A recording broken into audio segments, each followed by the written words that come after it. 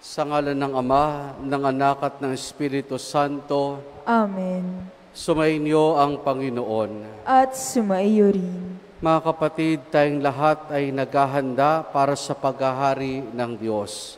Kung kayo dito pa lamang sa mundong ibabaw sa ating kasalukuyang buhay, tayo inaanayan ng Panginoon na maging maabilidad, matalino sa mga biyayang pinagkatiwala sa atin.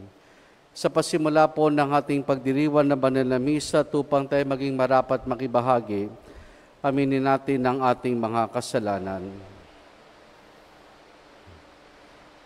Inaamin ko sa makapangyarihang Diyos at sa inyo mga kapatid, na lubha ako nagkasala sa isip, sa salita at sa gawa, at sa aking pagkukulang.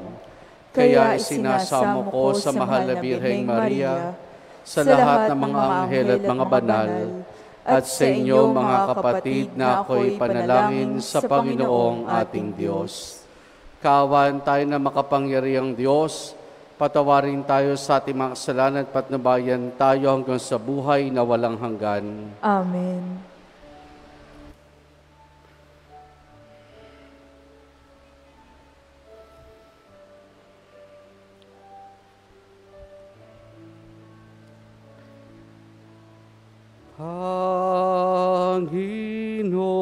Panginoon, kahawan mo kami.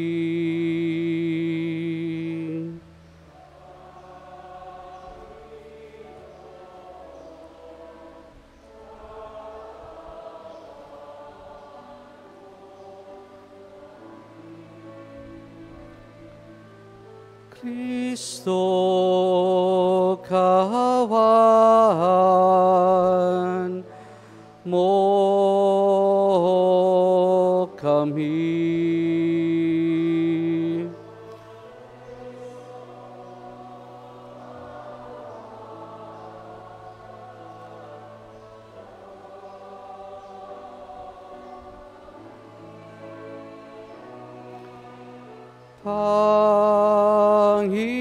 Panginoon, kahawan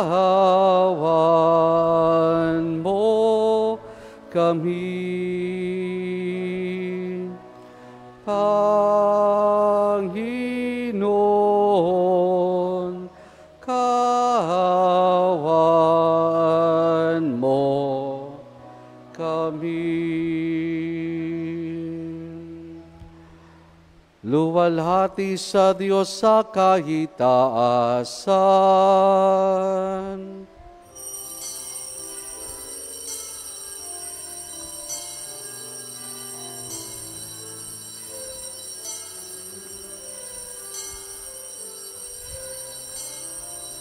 Luwalhati sa Diyos sa kahitaasan. Kaloob sa lupa ay kapayapaan. Pinupuri ka't ipinagdarahal, sinasamba ka namin sa dakila mong kaluwalhatian. Panginoon naming Diyos, Hari ng langit, Amang makapangyarihan, Panginoong Hesukristo, bugtong na anak ng Diyos, Kordero ng Ama, ikaw na nag-aalis ng mga kasalanan ng sanlibutan.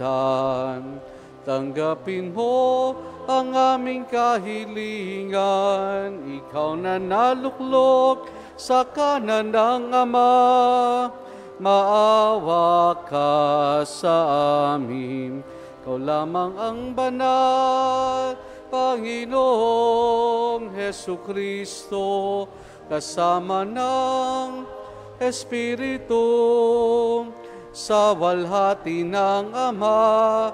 Amen. Amen. Amen. Amen.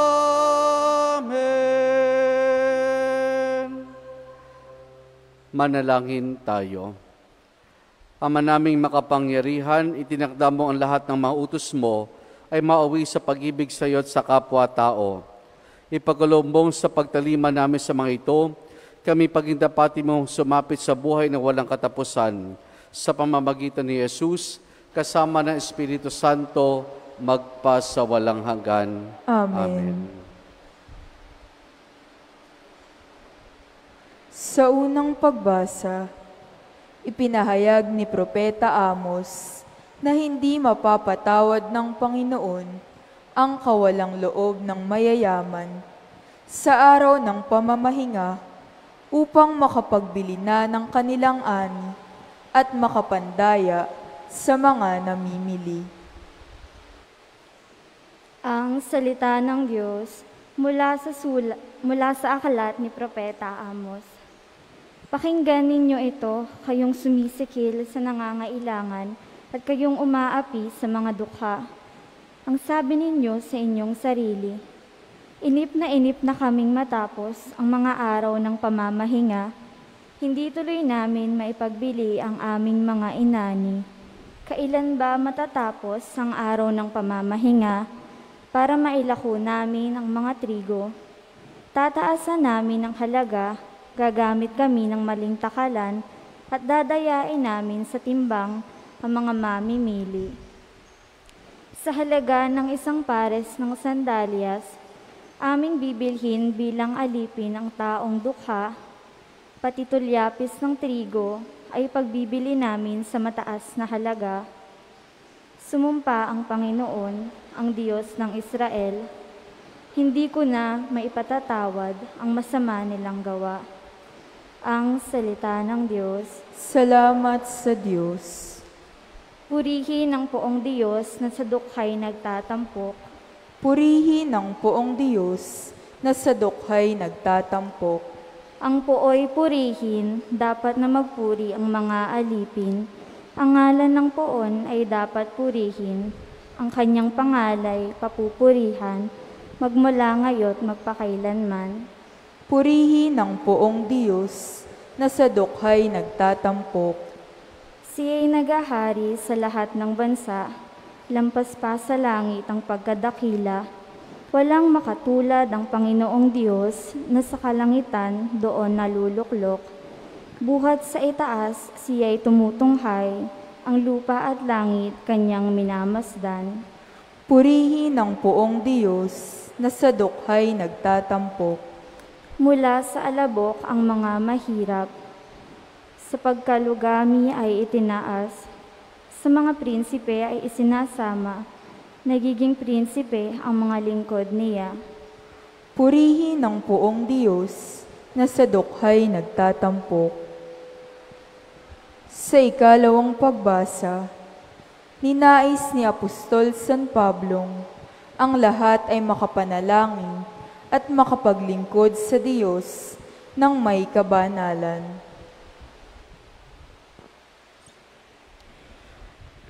Ang salita ng Diyos mula sa unang sulat ni Apostol San Pablo kay Timoteo.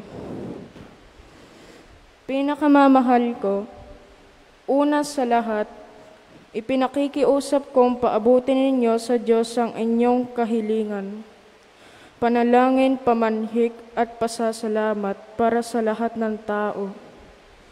Gayon din ang gawin ninyo para sa mga hari at mga makapangyarihan upang makapamuhay tayo ng tahimik at payapa, marangal at may kabanalan. Ito ang mabuti at nakalulugod sa Diyos na ating tagapagligtas, na ang ibig ay maligtas ang lahat ng tao at makaalam ng katotohanan. Sapagkat iisa ang Diyos at iisa ang tagapamagitan sa Diyos at sa mga tao, ang taong si Kristo Jesus na naghandog ng kanyang buhay upang tubusin ang lahat. Siya ang katunayan ng banal na layunin ng Diyos at naghayag ng takdang panahon. Dahil dito, ako'y hinirang na mangaral, apostol at tagapagturo ng pananampalataya at ng katotohanan ito sa mga hentil. Katotohanan ang sinasabi ko, hindi ako nagsisinungaling. Ibig kong ang mga lalaki sa lahat ng dako'y manalangin, may malinis na kalooban, walang hinanakit o galit sa kapwa. Ang salita ng Diyos. Salamat sa Diyos. Sa mabuting balita, itinuturo ni Jesus na hindi maaaring makapaglingkod tayo sa dalawang Panginoon nang sabay at nang may pantay na sigasig o katapatan.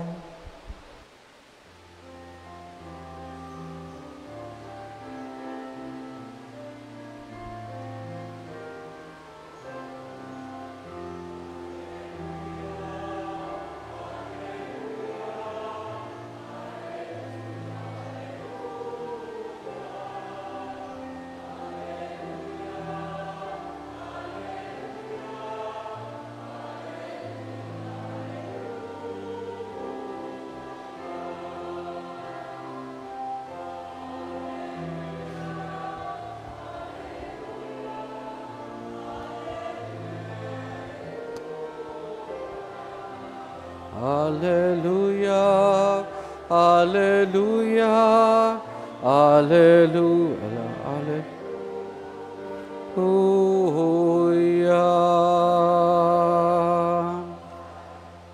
Sumainyo ang Panginoon. At sumayo rin. Ang mabuting balita ng Panginoon ayon kay San Lucas. Papuri sa iyo, Panginoon. Noong panahong iyon, sinabi ni Jesus sa kanyang mga alagad, may isang mayaman na may isang katiwala. Isinumbong sa kanya na nilulusin nito ang kanyang ari-arian. Kaya't ipinatawag niya at tinanong, ano ba itong narinig ko tungkol sa iyo? Isulit mo sa akin ng buo ang pangasiwa mo sa aking ari-arian, pagkat mula ngayon ay hindi na ikaw ang katiwala ko. Nawi ka ng katiwala sa sarili, alisin na ako ng aking Panginoon sa pangasiwa. Anong gagawin ko? Hindi ko kaya magbungkal ng lupa. Nahiya naman ako magpalimos. Alam ko na ang aking gagawin. Maalis man ako sa pangasiwa ay may tatanggap din sa akin sa kanilang tahanan. Isa-isa niya ngayon tinawag ang mga may utang sa kanyang Panginoon. Tinanong niya ang una, gaanong utang mo sa aking Panginoon? Sumagot ito, 100 tapayang langis po. Hetong kasulatan na yung pagkakautang, dali, maupo ka't gawin mong 50, sabi ng katiwala. At tinanong naman niya ang isa, ikaw, gaano ang utang mo? Sumagot ito, 100 kabang trigo po. Hetong kasulatan ng iyong pagkakautang, wika niya, isulat mo 80. Pinuri ng Panginoon ng magdarayang katiwala dahil sa katalinong ipinamalas ito, sapagkat ang mga makasalimutan ay mas mahusay gumawa ng paraan kaysa mga makadiyos. At nagpatuloy si Jesus sa pagsasalita, kaya sinasabi ko sa inyo, gamitin ninyo sa pakikipagkaibigan ang kayamanan ng sanlibutan ito. Maubos man ito ay may tatanggap naman sa inyo sa tahanang walang hanggan. Ang mapagkakatiwalaan sa maliit na bagay ay mapagkakatiwalaan din sa malaking bagay. Ang magdaraya sa maliit na bagay ay magdaraya rin sa malaking bagay. Kung hindi kayo mapagkakatiwalaan sa mga kayamanan ng sanlibutan ito, sino ang magtitiwala sa inyo sa tunay na kayamanan? At kung hindi kayo mapagkakatiwalaan sa kayamanan ng iba, sino magbibigay sa inyo ng talagang para sa inyo? Walang makapaglilingkod ng sabay sa dalawang Panginoon, sapagkat kapopotan niya ang isa at iibigin ng ikalawa. Paglilingkuran ng tapat ang isa at hahamakin ng ikalawa. Hindi nyo mapaglilingkuran ng sabay ang Diyos at ang kayamanan. Ang mabuting balita ng Panginoon. Pinupuri ka namin, Panginoong Hesukristo. Magandang umaga po sa ating lahat. Happy Sunday po. Pakibati mga tabi natin, Happy Sunday. Sila po ay tinghitian. Happy Sunday po sa ating lahat. Mga kapatid, nang magkatabang taong anak ng Diyos, sinimulang ipahayag ang paghahari, ang kaharian ng Diyos. Itinagkaroon ng kaganapan na muling mabuhay ang ating Panginoon. Pero bagamat itong kaharian ng Diyos ay nandito na, hindi nangahulugan kapag namatay lamang tayo ay doon lamang natin ito makakamit. Dahil isa po sa katangian ng kaharian ng Diyos sa ito, it is already here, but not yet. It is already here, but not yet. Nandito na, pero ang kaganapan nito ay hindi pa lubusan. Dahil isa ito sa pinagkatiwala sa atin, tayo pinagkalooban ng Diyos ng iba't ibang biyaya na maaari nating makatulong, makatuwang patungo sa pagtatatag ng pag-ari ng Diyos, patungo sa kabanalan. Kumbaga, sa madaling salita, ang lahat ng meron sa atin ay biyaya, kaloob ng Diyos mula sa Kanyang kabutihan at kagandahang loob. Dahil ito ay biyaya na ipinagkatiwala sa atin, dapat ito'y gamitin natin sa tamang pamamaraan. At ito mga kapatid ang siyang paalaala sa atin ngayon ng ating mga pagbasa bilang mga katiwala. Bagamat mga kabaliktaran ng ating natunghayan, halimbawa po sa ating unang pagbasa mula sa aklat ni Propeta Amos. Ang Israel nung panahong si Amos ay nabubuhay, flourishing. Maganda pong ekonomiya, maganda ang binubungan ng kanilang agrikultura. Gayun din ang mga naghahandog sa templo ay patuloy na nangyayari dahil nga maganda ang kanilang ani, marami silang naibibigay na ihandog sa templo. Pero sa gitna ng kagandahang ito, ay meron pa ring kapangitan. At iyon yung tinutukoy ni Amos sa ating unang pagbasa. Kung flourishing man ang ekonomiya ng bansang ito, isa sa nagiging dahilan ay dahil sa pandaraya ng mga ngalakal. Maganda yung panilta kung paano inilarawan ni Amos yung mga ngalakal na yon. Inip na inip sila na matapos ang araw ng pamamahinga. Kasi nga, yung araw ng pamamahinga, ito yung araw na tumitigil sila sa pangangalakal. Pero sila inip na. Bakit? Sapagkat gusto nila muling mangalakal. Pero sa kanilang pangangalakal, nandun parati yung pandaraya.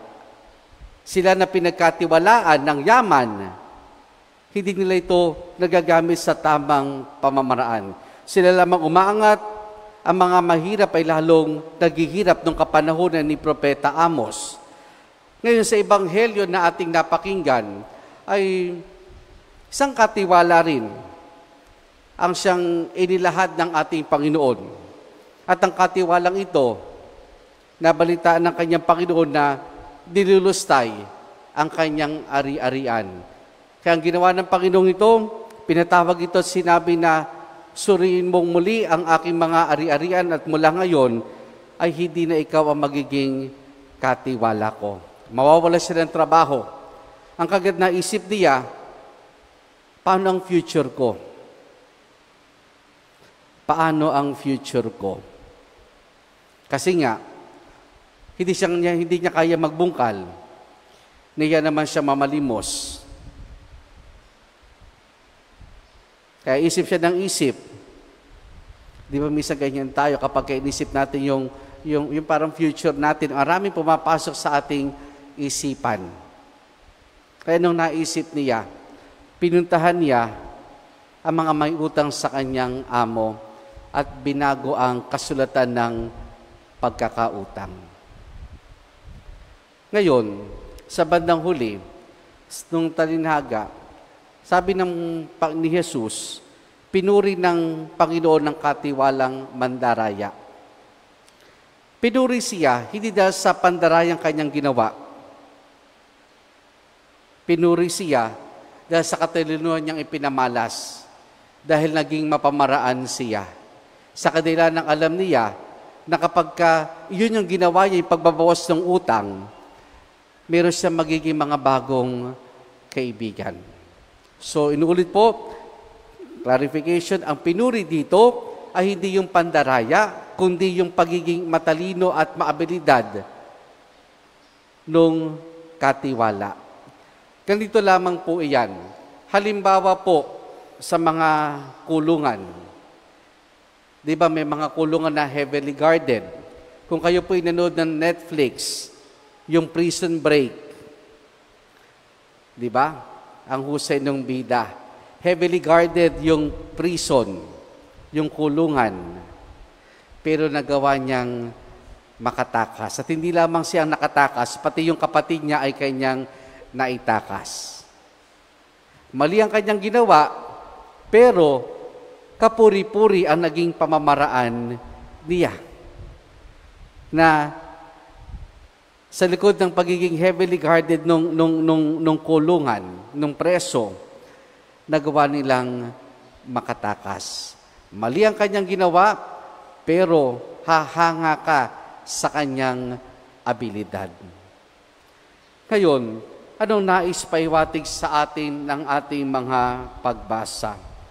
Una, sa karanasan ng katiwalang nandaya, yung katotohanan na sa kawalan natin ay maaaring magkaroon maaari tayong makaranas ng pagmamayroon. Sa kawalan ay maaaring magmayroon. Bakit po? Kasi kung titignan po natin, yung sa katiwala, ang mga katiwala ng panahon ng Panginoon, para mga tax collector yan. Paano bang tax collector? Di ba mga tax collector, merong certain na buwis na ipinapataw ang pamahalaan. Pero ginagawa ng mga tax collector, dinadagdagan nila yung buwis. Ito yung tinakdang tax, pero dahil sila yung nakaupo, nakaposisyon, dadagdagan nila ito na hindi alam ng mga tao. Kaya anumang sumosobra sa kanilang sinitingil, saan napupunta? Sa kanilang bulsa. Ngayon, tignan natin yung katiwala. Yung unang may utang, tinanong, ilan ang utang, unang pagkakautang, 100 tapayang langis. Yung pangalawa, 100 trigo. Doon sa una, sabi gawing 50. Doon sa pangalawa, ginawang 80. Nung ginawa niya ito, hindi niya dinadaya ang Panginoon niya. Hindi na muli niyang dinaya ang kanyang Panginoon. Sa halip, doon sa ginawa niya, hindi nawalan ng Panginoon, kundi sinong nawalan? Siya. Bakit? Papaano?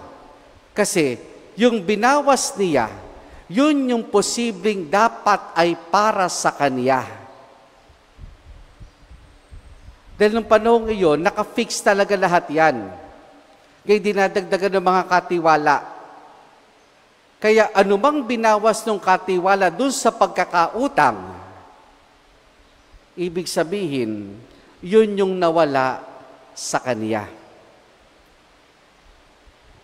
Kung utang mo ay 500, ang sasabihin sa iyo ng katiwala, 700. Pero nung pinirgan ka na para singilin, ang sasabihin mo lamang parati ay, ang sasabihin lamang sa 500 uli. Dahil ang nawalan, hindi yung Panginoon, kundi yung katiwala. Pero sa kanyang karanasan ng kawalan, nagmayroon siya. Mga kaibigan, natatanggap sa Kanya. Ngayon, sa ating buhay, kung tatanungin tayo, ano yung willing tayo na mawalan, mabawasan para sa pagmamayroon? Ano yung willing tayong alisin, bawasan para sa pagmamayroon? Halimbawa, oras ng trabaho. Willing ka ba na bawasan iyan? Pag sabi natin yun sa oras, di ba minsan, 8 hours ang trabaho, pero minsan pag uwi natin ng bahay, meron pa rin. May inuwi kang trabaho. Willing ka ba na alisin iyan, bawasan iyan, para magmayroon kang mas maraming quality time sa iyong pamilya?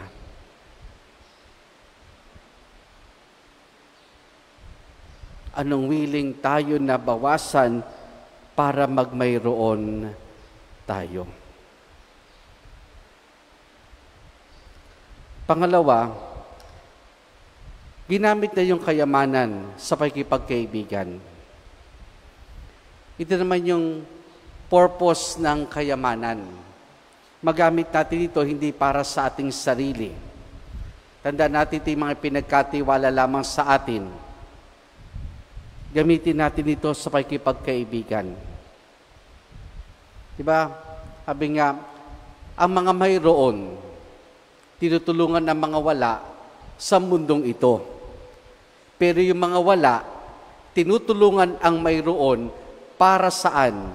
Sa mundong darating. Ulitin ko po, ang mga mayroon, tinutulungan ang mga wala sa mundong ito. Halimbawa, nagbigay ka sa isang nangangailangan, tinutulungan mo siya at the present moment sa kanyang pangailangan sa mundong ito. Pero ang mga wala, tinutulungan ang mga mayroon para sa mundong darating. At pag sinabi natin sa mundong darating, sa kaharian ng Diyos. Dahil nagbabahagi siya ng kanyang kayamanan na biyaya sa kanya ng Diyos.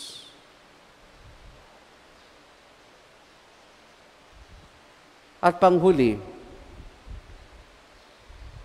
sinabi ni Jesus, ang mga makasanibutan ay higit na mahusay gumawa ng pamaraan kaysa mga makadiyos.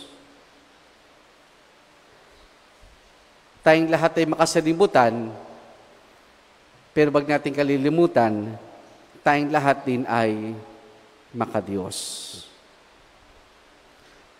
Tayo ay makasanibutan, pero tayo rin ay mga makadiyos. Nung sinabi ito ng Panginoon, may katotohanan dahil mismo tayo nararanasan natin at minsan nagagawa rin natin iyan. Nagiging mapamaraan tayo sa ating buhay.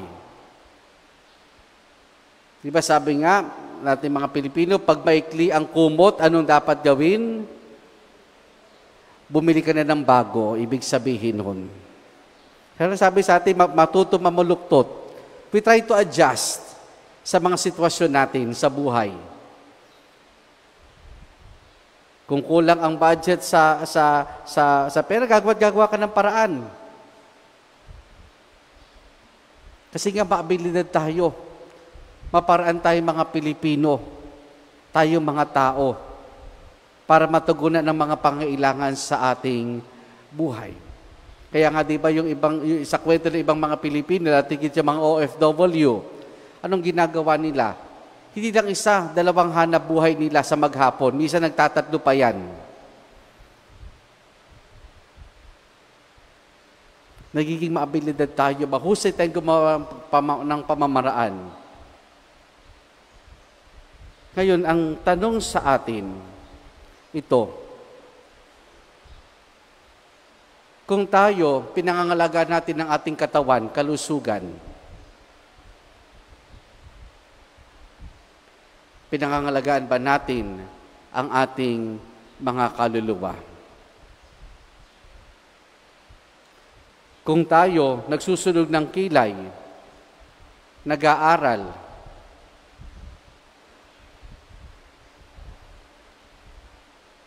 para sa trabaho, kasi di ba para umangat ka, kinakailangan you have to make further studies. Eh tayo ba? Naglalaan ba tayo ng oras para higit na madagdagan ng ating kaalaman tungkol sa ating pananampalataya? Marami tayong oras sa napakarami nating gawain. Pero meron ba tayong oras para sa Diyos? May oras ka para maglaro ng basketball, pero wala kang oras para magsimba. May oras ka para maghanap buhay, pero wala kang oras para magsimba. Madalas sinadahilan, Father, may trabaho po. Marami tayong plano sa mundong ito para sa ating buhay.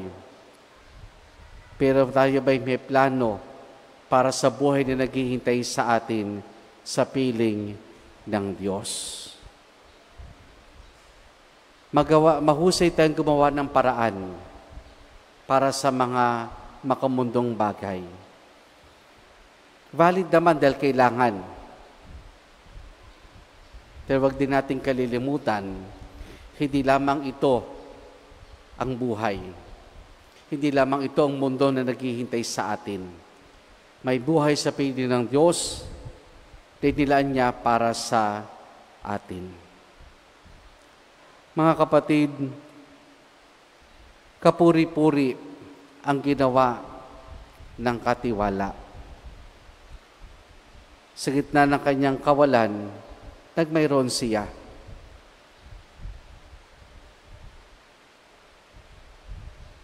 Gumawa siya ng paraan, nakaisip siya, dahil alam niyang itong lahat ay makakatulong. Sana, pagsumikapan din natin na mapagtunan talaga ng pansin, mapangalagaan ang ating spiritual na aspeto ng buhay, dahil lahat tayo balang araw ay haharap sa Diyos. Amen.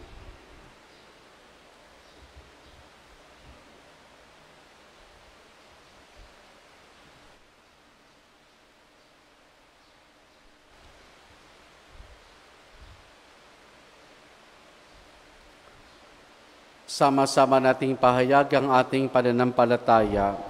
Sumasampalataya ako sa isang Diyos sa mga makapangyarihan sa lahat, na may gawa ng langit at lupa, ng lahat na nakikita at di nakikita.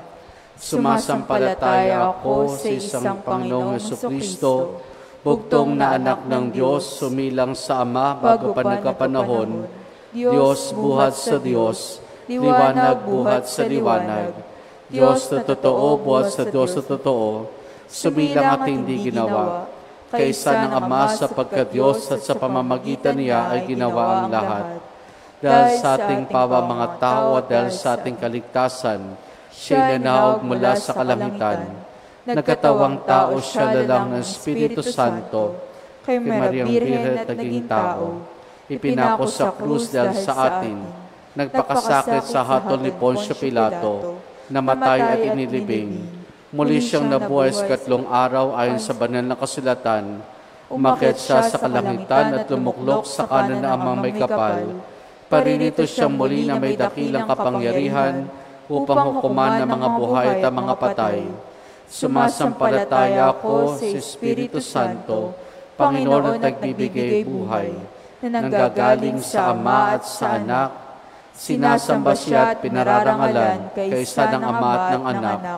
Nagsalita siya sa pamamagitan ng mga propeta.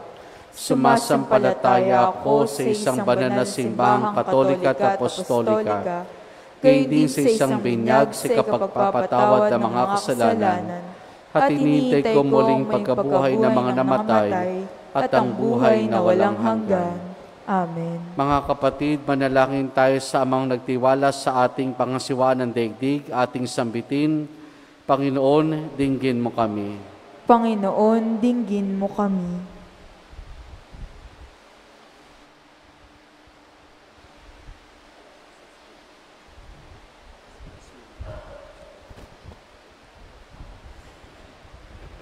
Para sa mga namumuno sa simbahan at sa pamahalaan, upang pangunahan nila ang pagbubuo ng mundong pinaghaharian ng katurungan at pagmamahalan. Manalangin tayo. Panginoon, dinggin mo kami. Para sa namamahala sa pagsulong ng ekonomiya, mga siyentipiko, mga manunulat, mga alagad ng sining at mga umuugat ng isang maayos na kinabubukasan, upang magtulungan sila sa ikapakikinabangan ng lahat na manalangin tayo. Panginoon, dinggin mo kami. Para sa naaapi, naghihirap at walang hanap buhay, upang maging pantay ang pagkakamit ng ikabubuhay mula sa yamang pinagkitiwala ng Diyos sa tao, manalangin tayo sa Panginoon. Panginoon, dinggin mo kami. Para sa ating lahat, upang magamit natin sa paglilingkod sa mga nangangailangan ng mga bagay na ipinagkatiwala sa atin. Manalangin tayo. Panginoon, dinggin mo kami. Para sa mga yumao upang magkamit sila ng kapayapaang inalaan sa mga naging mabuting katiwala.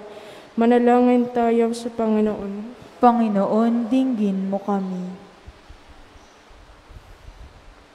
Amang maawain, dinggin ang aming panalangin. Magamit nawa namin ng tama ang mga pinagkatiwala sa amin sa pamamagitan ni Jesus na aming Panginoon, magpasawalang hanggan. Amen.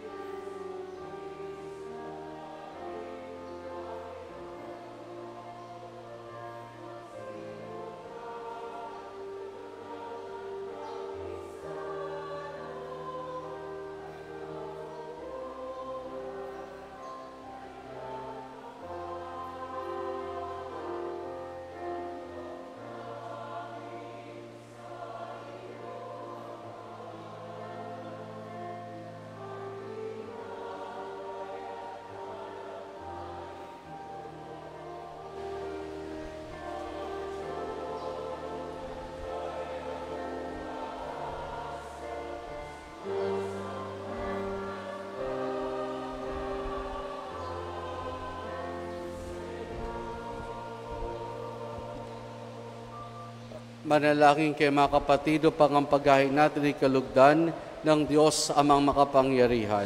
Tanggapin nawa ng Panginoon itong paghahain sa iyong mga kamay sa kapurihan niya at karangalan sa ating kapakinabangan at sa buong sambayanan niyang banal. Ama naming lumikha, maawain mong kalugdan ng mga alin na iyong sambayanan upang ipinahayag namin na may pananampalatayang matibay ay aming tanggapin para sa banal na paikinabang sa pamamagitan ni Jesus kasama ng Espiritu Santo magpasawalang hanggan. Amen. Sumayin niyo ang Panginoon. At sumayo rin. Taas sa Diyos sa inyong puso at diwa. Tinaas na namin sa Panginoon. Pasalamatan natin ang Panginoong ating Diyos. Marapat na siya ay pasalamatan. Ama naming makapangyarihan, tunay nga marapat na ikaw ay aming pasalamatan. Ikaw ang lumikha sa tanan, ikaw ang nagtakdang magkaroon ng gabi at araw, gayon din ng taginit at tagulan. Ikaw ang humubog sa tao bilang iyong kawangis, na mapagkakatiwala ang mga siwa sa daigdig. Ikaw nga ay pinaglilingkuran sa pagganap sa pananagutan ng iyong pinagtitiwalaan sa pamamagitan ng anak mong mahal. Kaya kaisa ng mga anghel, nagsisiawit ng papuri sa nang walang humpay sa kalangitan, kami nagbubunyi sa iyong kadakilaan.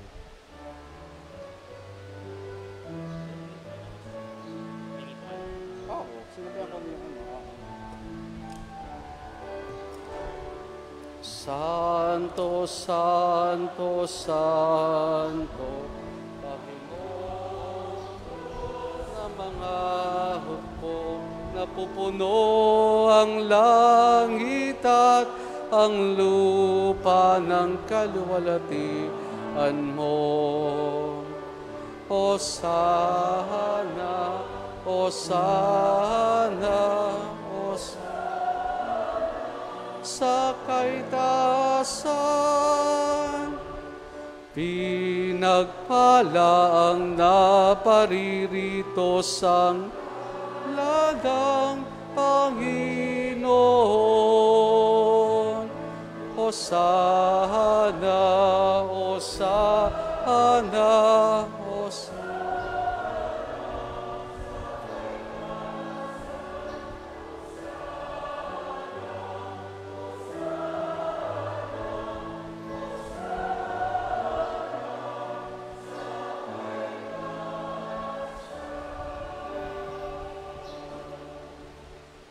Ama naming banal, ikaw ang bukal ng tanang kabanalan.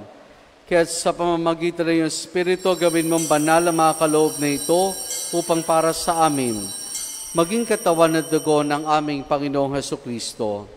Bago niya pinagtiis ang kusang loob na maging handog, hinawakan niya ang tinapay, pinasalamatan kaniya, pinaghati-hati na yon. Iniabot sa kanya maalagad at sinabi, tanggapin ninyong lahat ito at kanin itong aking katawan na ihahandog para sa inyo.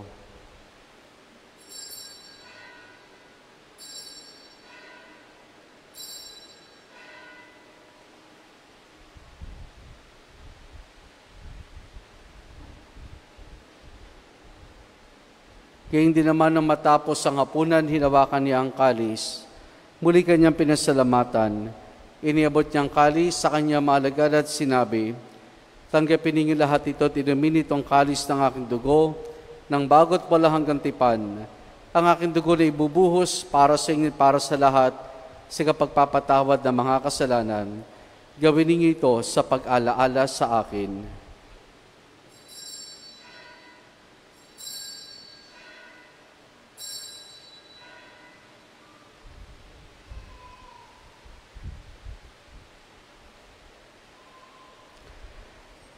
Ang misteryo ng ating pananampalataya. Aming ipinahayag na namatay ang iyong anak, nabuhay bilang Mesiyas at magbabalik sa wakas para hayag sa lahat.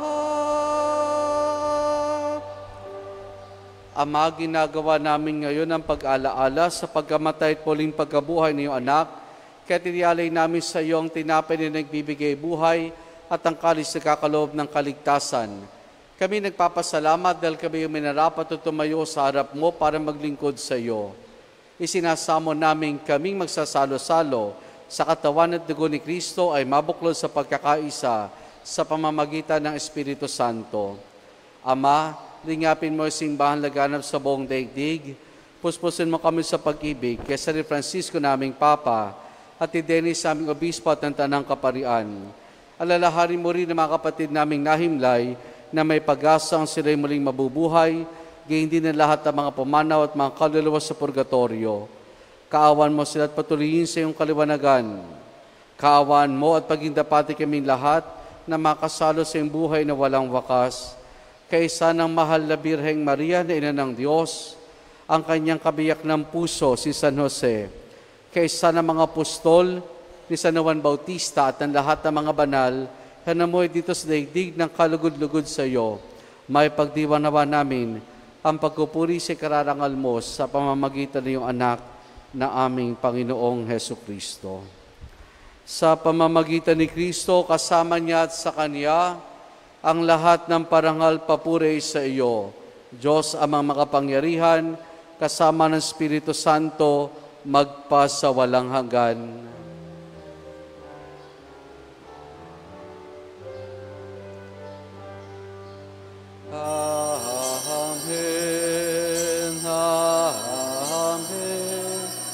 Amen.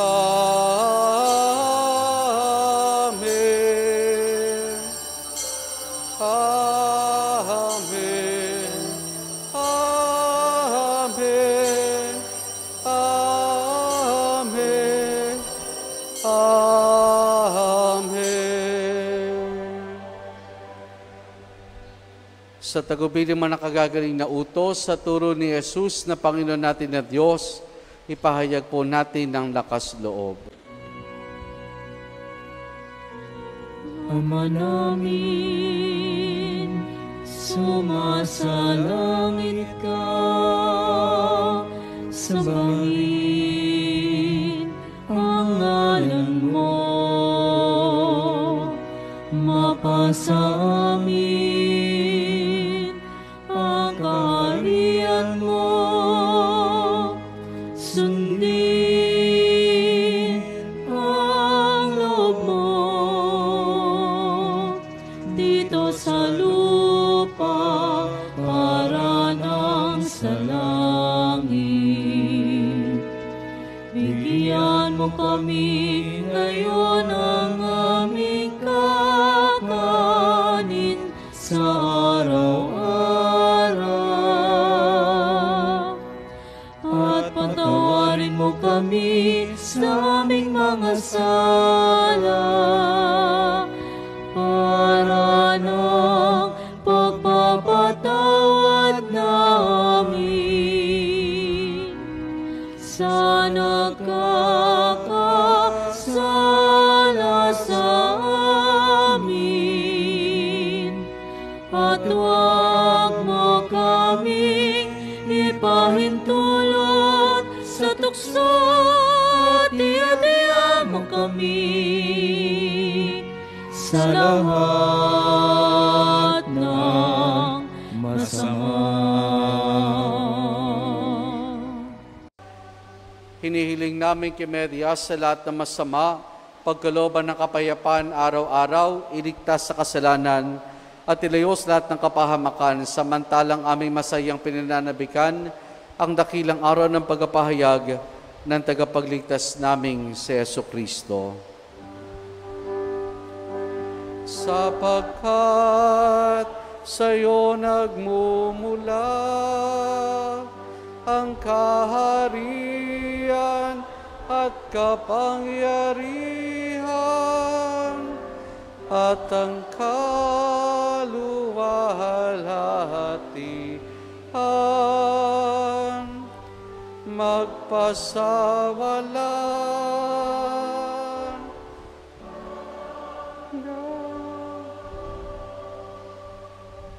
Panginoong Jesucristo, sinabi mo sa mga apostol, kapayapaan ang iniwan ko sa inyo, ang aking kapayapaan ang ibinibigay ko sa inyo. Tunghayan mo ang aming pananampalataya at huwag ang aming mga pagkakasala. Paglooban mo kami ng kapayapaan at pagkakaisa ayon sa iyong kalooban, kasama ng Espiritu Santo magpasawalang hanggan. Amen. Ang kapayapaan ng Panginoon ay lagi nawang sumainyo. At sumaiyo rin. Mga kapatid, maghangad at magbahagi po tayo ng kapayapaan ni Jesus sa isa't isa. Peace be with you po.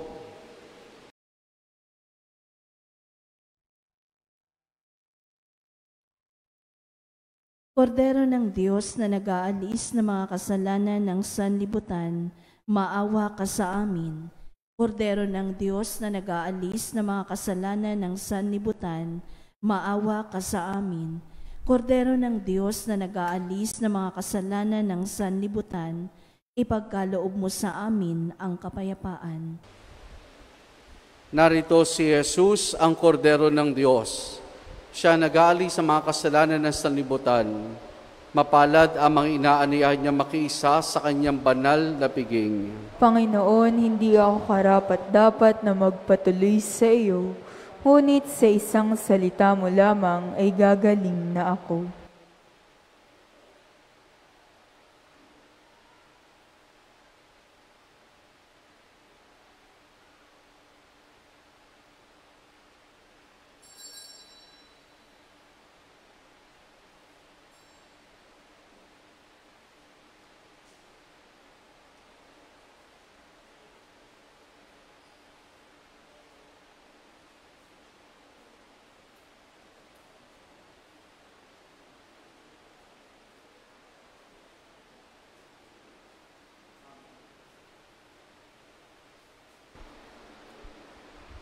espiritual na pagtanggap ng komunyon.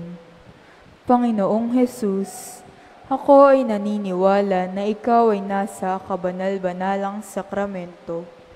Iniibig kita ng higit sa lahat at minimithi kong tanggapin ka sa aking kaluluwa, sapagkat sa mga sandaling ito'y hindi kita matatanggap sa sakramento. Tumuloy ka sa Espiritu sa aking puso. Niyayakap kita na para bagang naririto ka na at inaalay ko ng buong buo ang aking sarili sa iyo. Huwag mo pong hayaang mawalay ako sa iyo. Amen.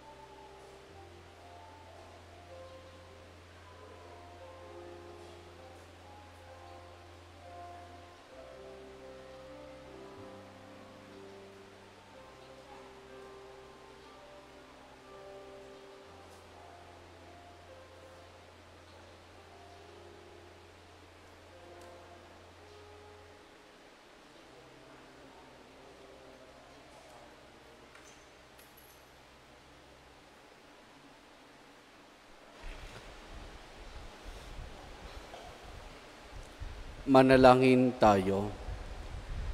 Ama naming mapagmahal, kaming pinapagsalo mo sa banal na pakikinabang, ay patuloy mong kaawan at tulungan upang aming tinanggap ay sinawang umiral sa pamumuhay namin sa araw-araw. Bunga na iyong pagtubos na aming pinagdiriwang sa pamamagitan ni Jesus kasama ng Espiritu Santo magpasawalang hanggan. Amen.